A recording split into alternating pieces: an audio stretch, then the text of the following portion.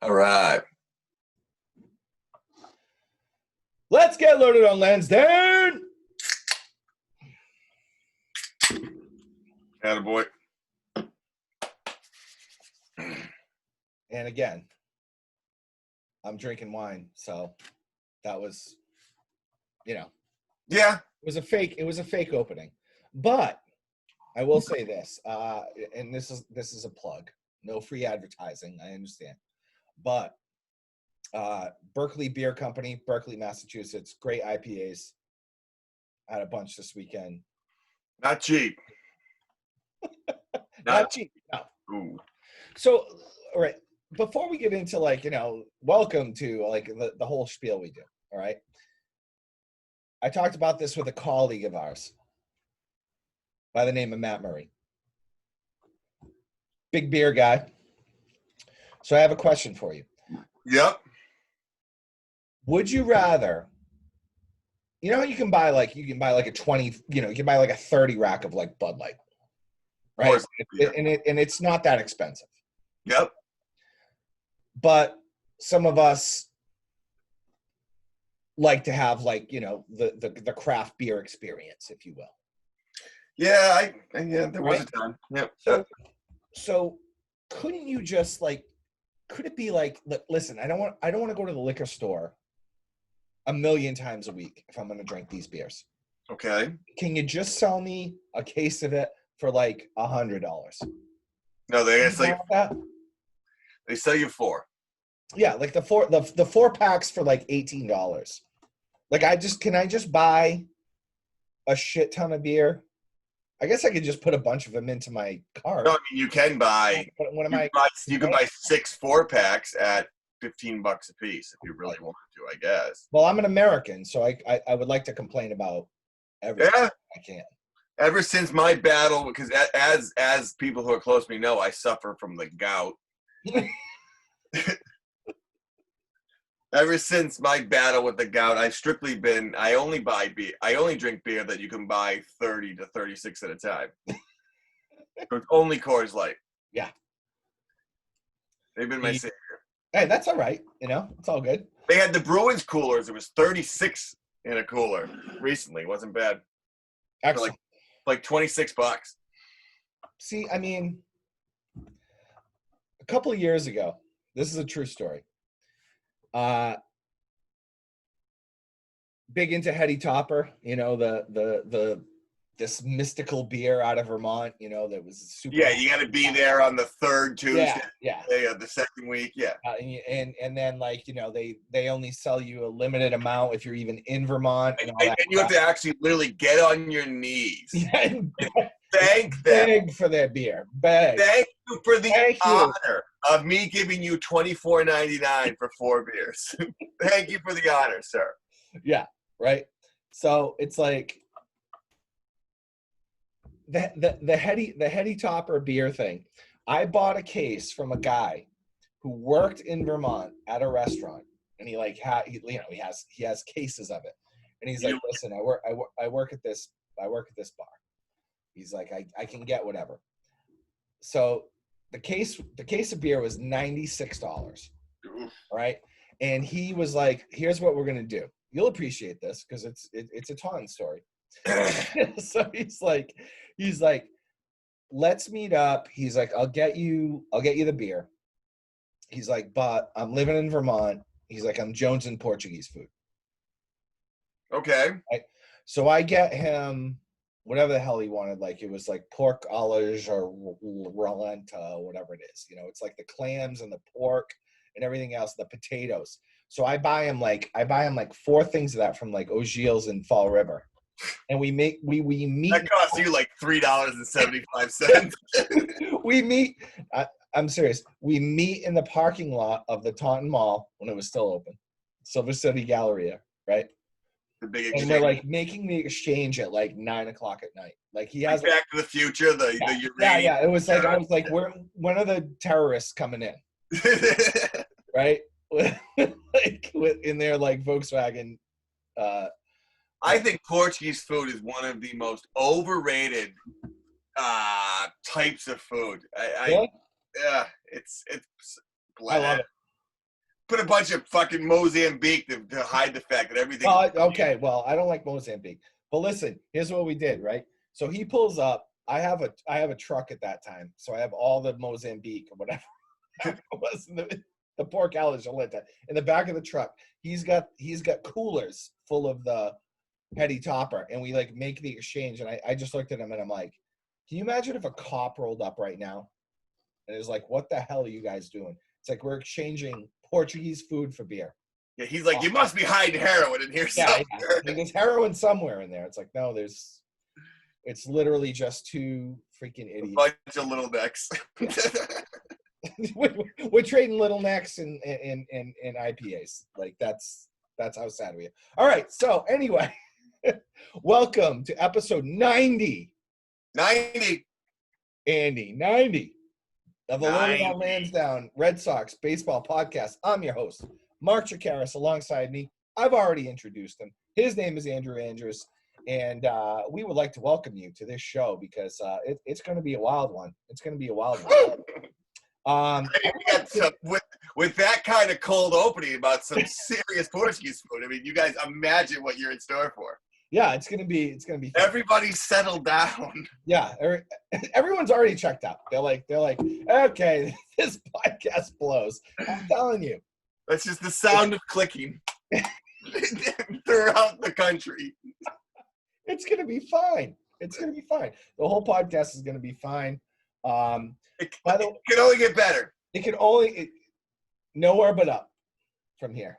I got a new high def camera, and I apologize to everyone for that. Yeah, right. But we got that going on. By the way, I want to kick it a little old school because for episode 90, we started this thing with Guy Boston Sports, and I am wearing my Guy Boston Sports hat. Ooh, looks good today. And this thing is like beat up like you read about. It's got sweat stains, everything. This is the most comfortable hat I've ever had. I want to give them a plug. They gave us our start.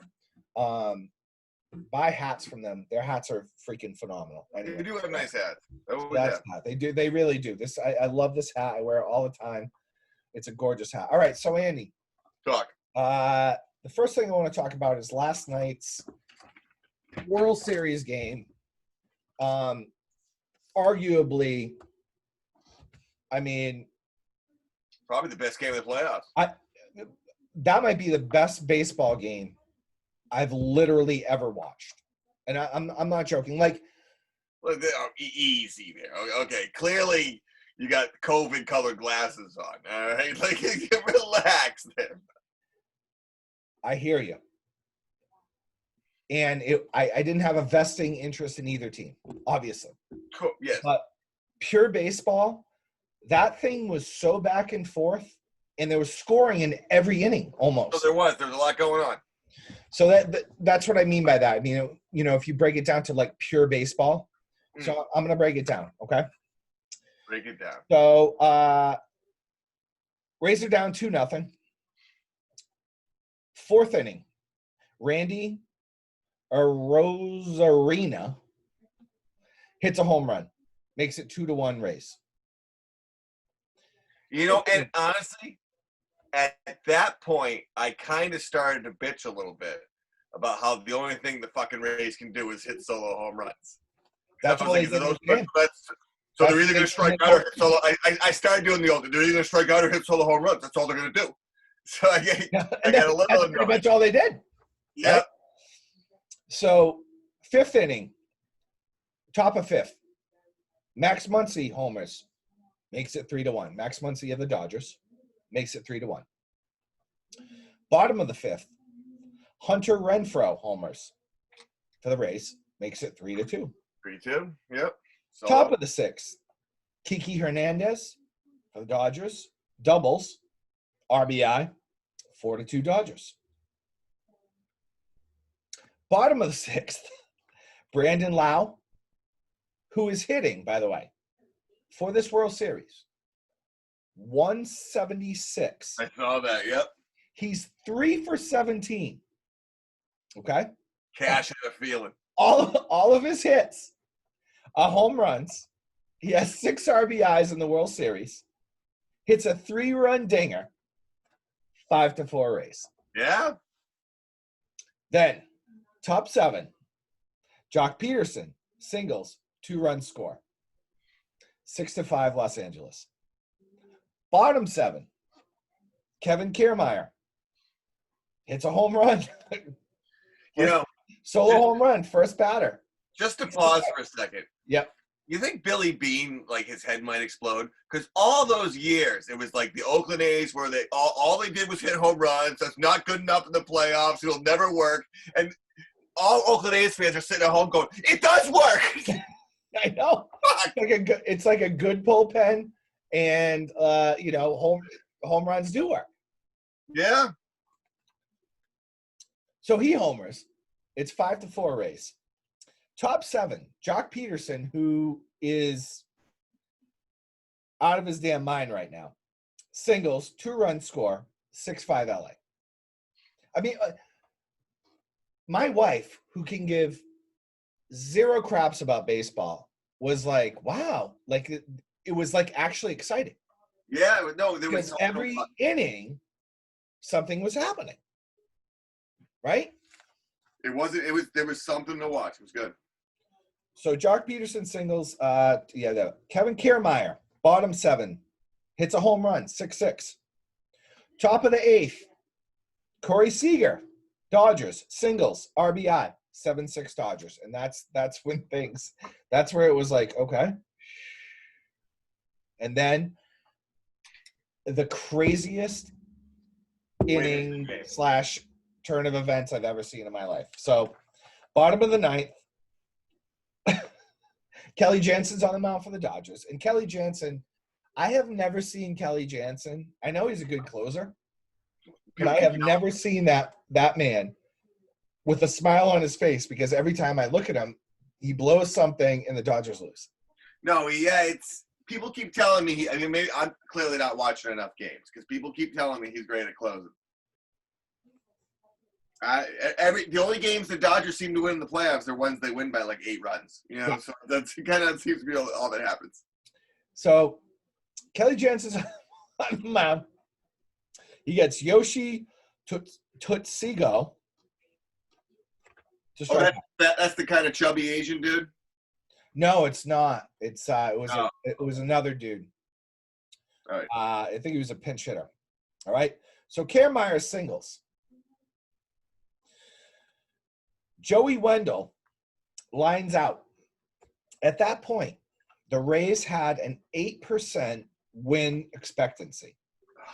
All right. The odds. So now you got an 8% chance that your team is going to win. Right? So the Dodgers obviously do the math, and 90-something percent chance. Carry the one. Right? Okay. So this dude, Brett Phillips, comes up. All right. Now, I didn't write this down because I was lazy and I didn't look it up.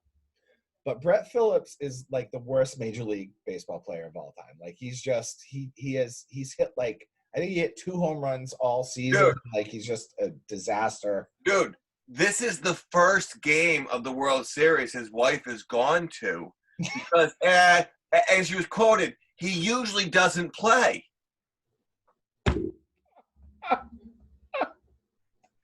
Like, he stuck so bad, his wife stopped going to the games. He's not going to play. That's a fantastic fact. Yeah. It's a fantastic fact. She wasn't able to go to the earlier games, and he usually doesn't play, so it wasn't a big deal. Yeah. And then Joe Buck says, the Rays are looking for the biggest hit of, Brett Phillips's career. Well, Brett Phillips, he pulled the Derek Jeter. Whoa. And he like bonked one. He had a couple of questionable calls. I'm not going to lie. That at bat was weird. Like, they called one strike on him that wasn't a strike at all. It was way out of the strike zone. And then they called one up and in, and then like the umpire called the strike, and I was like, even that's kind of a ball. Whatever. I haven't loved the behind the plate umpiring in most of this series and in the championship series for both leagues. I thought I feel I don't know if it's the umpires are because there's just so much like, let's go. Yeah. Yeah, but it seems like there's communication easier in between him and the players and the coaches and stuff like that. They kind of feel in the pressure to pull the trigger a little bit at times. I don't know. Yeah, I mean, you still got to do your job, man. If it goes over, Yeah. you're gonna call it a strike. I think like the crowd might actually help the umpire because the overall noise, you don't hear all the chirping. Yeah. No. I would not disagree with that. So in any case, so Brett Phillips, he's like bonk, right? Hits one out into center field. You know, it's not the biggest strike of all time. You know, he kind of gets under it and like pushes it out there. And Chris Taylor immediately throws the ball to the left of him. So just Chris Taylor, you know, rushes. I don't want to say he missed it. It's like he kind of caught it and then threw it away. Like it. Andy, here's the deal. All right. That run was going to score. Yeah, it would have tied it. That run was going to score. He needed to play that ball safe because the runner on first absolutely didn't need to score because that's the winning run. So you have to play it like 20 feet. I know. And then he slipped too. So this is the wackiness of this, right? So all you have to do, he rushes it. You know when you run in and you try to come up throwing? It's like, dude, it's like that run's going to score. You can't have the guy from first base scoring on that play. No, he does this thing and he like bats it. If he would have just stopped it and then held the ball in his hand up in the air, the player would have stopped at third base and ran it in. Yeah, like he could have ran it in. You're exactly right. Run that shit in. He could have done that. So now it's tied, and you're not losing the game. But he does he does this rush thing where he's trying to throw him out. Dude, that guy's going to score. You have to be safe. He doesn't. He did. He had all the arm. He had the flare out, the throw off. He had everything going. I was like, and he throws it like 40 feet away. He pictured himself just like gunning that ball to home plate, yep. And the world stopped for a second for him. And here's the worst part. Then he collects himself, gets the ball, throws it in. Runner on third falls down, or whatever they say, like he slipped. Like I didn't see that because it wasn't on the. No, it could have been the worst moment of his career. Guy on third, the guy running from third, he should have been the boob. Yep, he freaking slips, right? And then they throw it, and the catcher's like this. I see it coming in. The catcher's like, I got this. And then I'm like, oh, that guy's out by he was out by 30 feet. Literally, that's not even an exaggeration. 30 feet he was out by. And the ball careens off the catcher's glove. It goes over there. And he's like, the runner like. No, it was even better, though, because the catcher went for the tag, and then it's like the look in your glove. Ah, it's not there. And the Dodgers lose. Dude, that was literally the biggest choke game. That makes the Buckner game look like shit. That was an awful play all around. It was bad. It was awful. And fun fact. So Brett Phillips, the guy who hit the single, right? He had to get an IV after the game. He was so like fired up and he was like dehydrated. It's like he was like his like heart rate. He was like he was like running around the outfield. They tackled him. He was like, why didn't you tell me? That is all-time top 10 pussy move. You have to get an IV. Anything I felt good about this dude is absolutely what a loser. So excited I needed an IV. Oh my God, you're in the major leagues. I'm so excited. I got an IV. The same kid yeah, if it was Little League, he would have pissed his pants in shallow right. I know. Excitement. His big piss stain just slowly filling in those white pants. Yep. Let's all piss to make him feel better about himself. So let's all piss. Yes, I needed an IV. He did. Oh dude, I am literally not joking because I looked it up. And it's like he needed an IV. I hate him. Anyway, that was a great baseball game. That was a great baseball. It was a great baseball game. All right, Andy. If they win the World Series, he's gonna need like a kidney transplant. Yeah. He's gonna like die. He's like, yeah. The Rays won. Give me a break. The hallowed franchise that is the Tampa Rays. Well, they're becoming a hallowed franchise. They're getting there. If they had a freaking stadium, but that's a whole other. Before we move on from the World Series, though, our boy Mookie looks pretty good. He does, and Red Sox Nation is like. What did you hear the Mike Felger hot take? No. He said on Friday he was at a cocktail party, a socially distant outdoor cocktail party, and he was talking to somebody who knows players. He said, I didn't double check this. I'm not in the media anymore. It's not my job to check sources. But this person who told me that the Red Sox actually did make a full value market offer to Mookie, and he turned it down. Yeah. And Felger obviously said, well, why wouldn't the Red Sox leak this? And the Red Sox decided that it was a bigger PR hit to have Mookie not want to be with the Red Sox than to the Red Sox look cheap. So they decided to go the route, we'll look cheap. Yeah. That's a bummer. Yeah, man. I mean, I think probably I caught the tail end of what you're talking about. Yeah. Because I was listening to them a couple of days ago, and they were talking about people who liked or not liked to play in Boston. And that's probably the tail end of that thing. Yeah.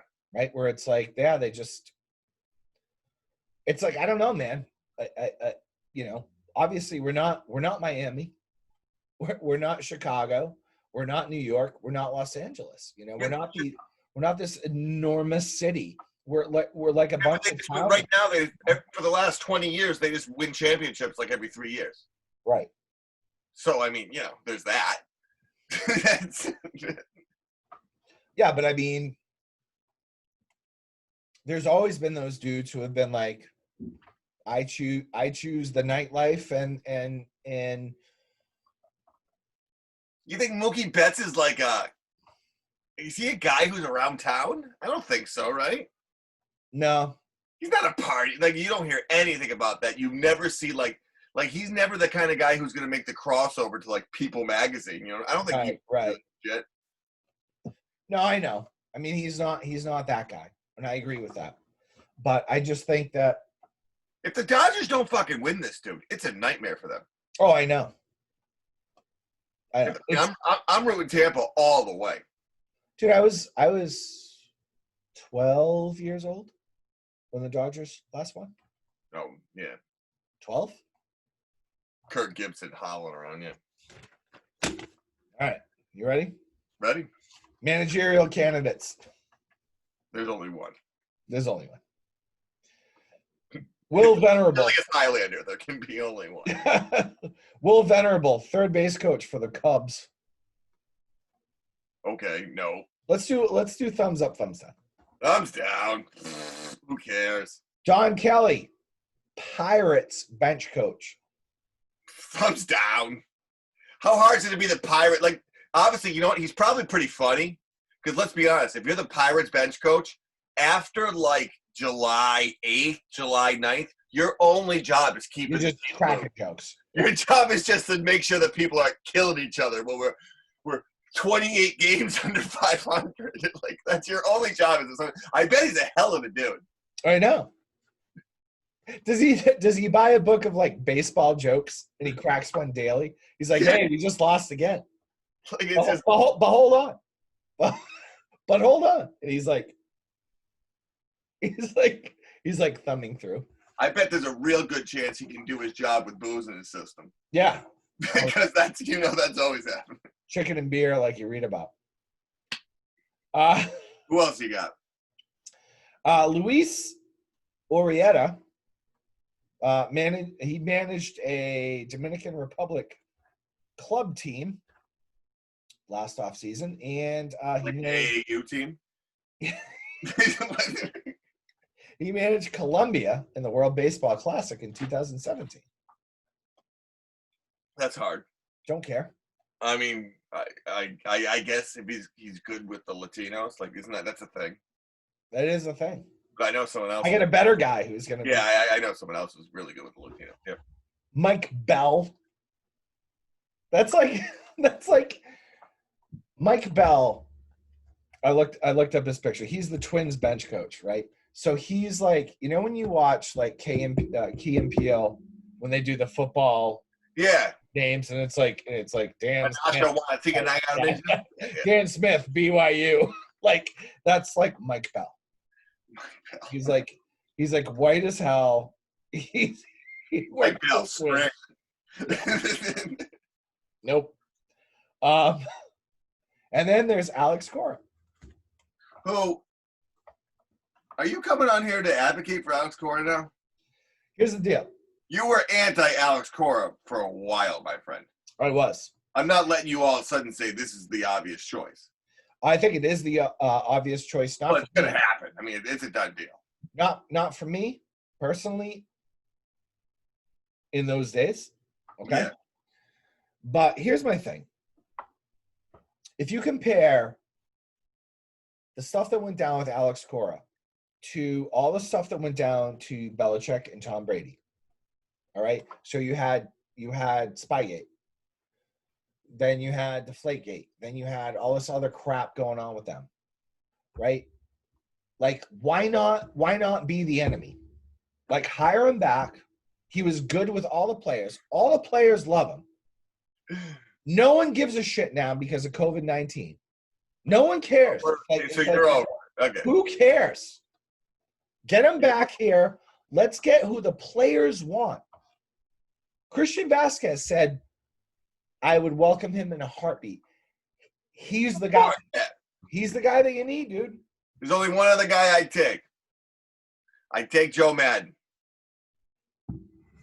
I would take him because he's not doing anything right now, right? You would go full douche? I would go full douche. I think the Red Sox could use a little douche. He's a manager of the Angels, though. So the Angels right now, yeah, that's right.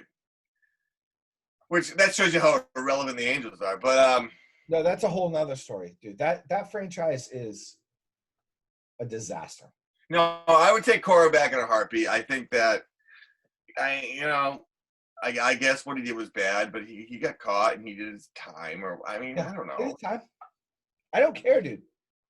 No, I don't care about it anymore. I can't go to freaking movies with my kids, and I'm worried about Alex Cora cheating, like banging on a trash can. Who cares? I'm watching games that last like 4.5 hours, and I'm barely making through. I mean, I'm just so anything that's kind of someone I know who I like. I guess let's do it.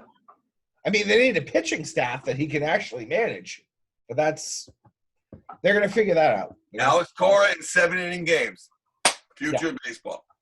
All right. So are we pro Alex Cora or no? I think there's no other choice. I agree. I think it's a no-brainer.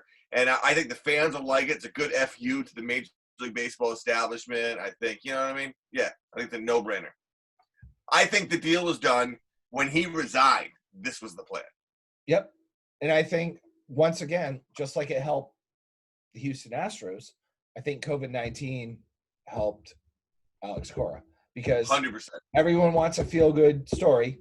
Everyone wants him back, Andy. I want him back. I really do. I didn't want him back at first. Now that this crap has happened, I want him back. Right.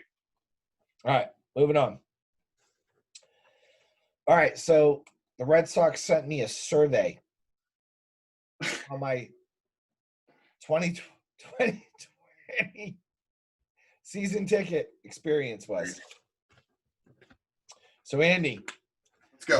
I'm gonna make it easy for you. I answered the questions, and they were like, like very satisfied, somewhat satisfied, not applicable, less than All right, so I did all that. I'm not doing that with you. I'm just gonna do 1 to 5. 1 to 5 is cool. 1 is sucks. Okay. All right. So that's what we're doing here. All right. And you're going to pretend you're me. You're a season ticket holder. I'm Mark. Yeah. I'm a douchebag. Okay, I got it. You're Mark. You have lots of money to spend on baseball tickets. All right. I like to pretend I'm Irish. All right. All right. I grew up in Westport, but I tell people that I'm from Southie. I'm Mark. I've never told that, but my grandparents are from Southie. But anyway. You got that trash. Yeah. They actually are, but I mean, I'm not going to say that. Yeah, it's no big deal. It's no big deal. All right. They do bad. Season ticket experience for 2020. The value for 2020.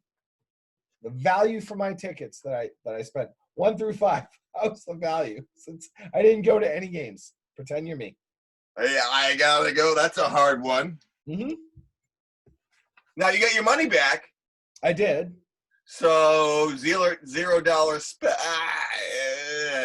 Like it's not a real question. I would have rather have gone to the games. Would have rather gone to the games. They told me I was going to get into the games. Not Kevin. Hold on though. Wait a minute. Knowing what you know now about the team, mm-hmm. and the fact that you spent $0 on that team, is that a good value? No, because you know what? I would have rather just pay the money and have them like actually win shit. No, I'm saying they would have been this bad regardless. I know that's the problem. I mean, if the Red Sox would have been good this year, but they weren't. We're sitting here watching the World Series, Red Sox, Dodgers. But they weren't good. No. They weren't good. So, are you glad you didn't spend the money? Yes. Would you still? Okay. There you go. The value sucked. All right. They didn't win. I got my money back. Yes. All right.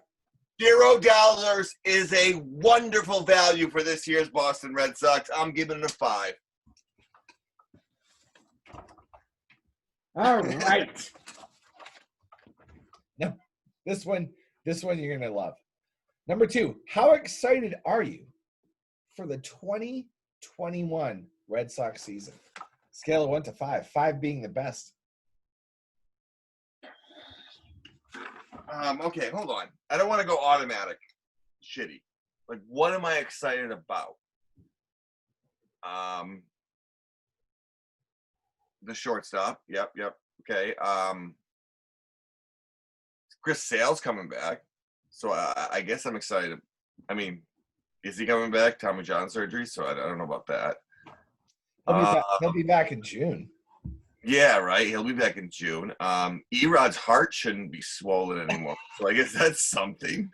Just on a basic humanity level, I'm happy about that, I guess. He might possibly live. You know what? And I'm not going to go automatic shitty. I'm a 2.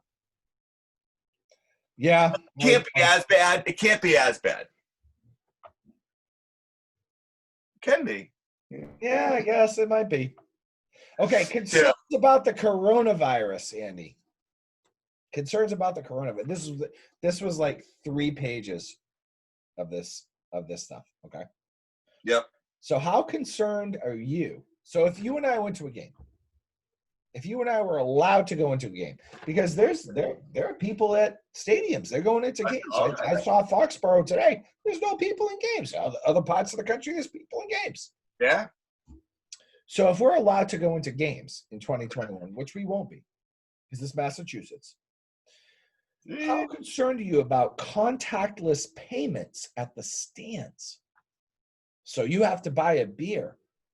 Are you concerned about that? I mean, dude, listen. You hand a person a $20 bill to get 1 beer?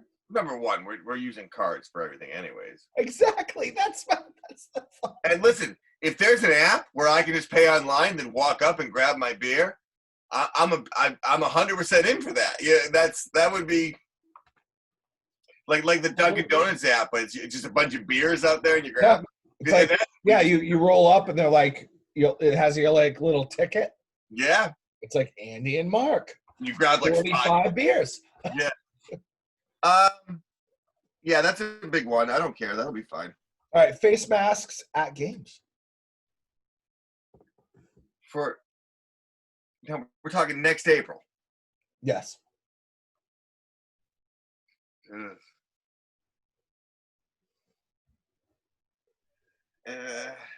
Well, this can tie into the next question. I'm supposed to pretend like I care about that stuff. I know it's supposed to be Social important. distance seating. So 6 feet in all directions.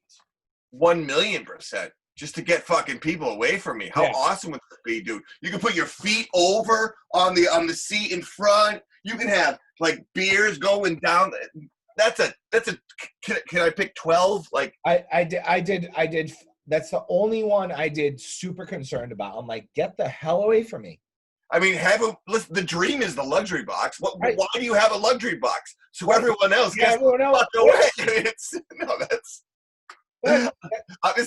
is a COVID thing. This is I can go to games and no one goes near me. The face mask at games.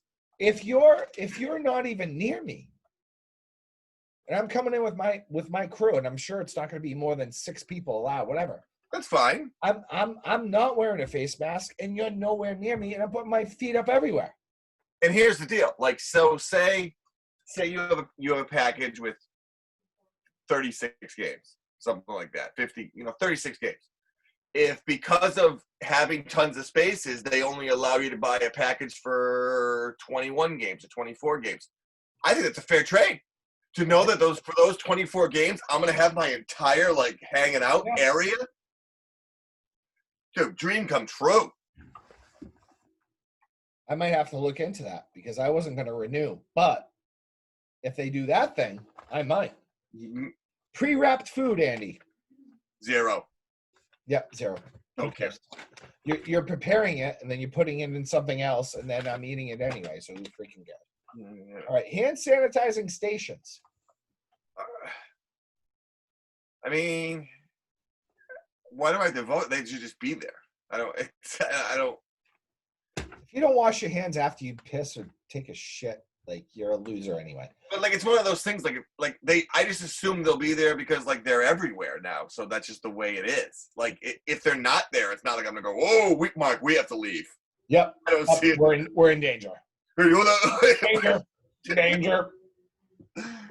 Yeah, whatever. I can bring if there's not going to be any, I can bring Purell. It's a little thing. A giant thing. Just squirt everyone's hands. Like we have to get out of here. like you grab a hot dog, you turn, you're like, where? Yeah. You just put it. Where's the station? They go, no, sir, we don't have anything. You go, I can't eat this hot dog. You just cut it back in the dude. You just put the Purell on your hot dog. You're just like, yeah. All right. I'm sorry. I'm getting so silly. All right. Staff wears gloves. Who cares? Don't they already? They should be anyway. Yeah, they're in the middle of the city. All they right. should be wearing the gloves because of us. Yeah, exactly. All right. So here's the one that I was 1,000,000,000% on top of. Yes, I want it. In-seat concession orders. No brainer. For all the peasants. No brainer. I said the bleachers, dude. Bring me my shit. Absolute no brainer. Bring me my shit so I don't have to go down there. I mean, I get it. They can't do it if the place is filled because it's just too many people. But like, if we're gonna have tons of space and they're gonna bring me food, I might pay more money for my ticket. Well, that's the thing. Now we're talking. Now we're starting to talk here. All right, and I don't have to say this. We already did it. Social distance seating. We are into it because. And the last question. Anyone next to us, we want. I love it. Yeah. We want it. All right. The last question, and it's in really small print. Will you pay more money? Because really, that's the thing. I mean, the whole thing for me is like you do not trade Mookie Betts, have COVID going on, and then tell me I need to pay more money. I'm sorry.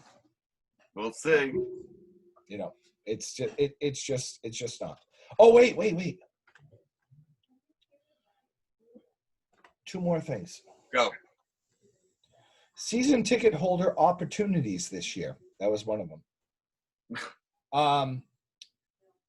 Virtual season ticket holder of the game ceremony. It's like an OnlyFans. Who cares? You get to show your thong, man. Renewal gift. They were like, how important is it for your renewal gift? What are you going to say? Dude. If it's a Sports Illustrated baseball glove phone. Yeah. It's like, what are you going to give me? A bobblehead of like Andrew Benintendi? No thanks. All right. It'll still be David Ortiz. Yeah. He's like this.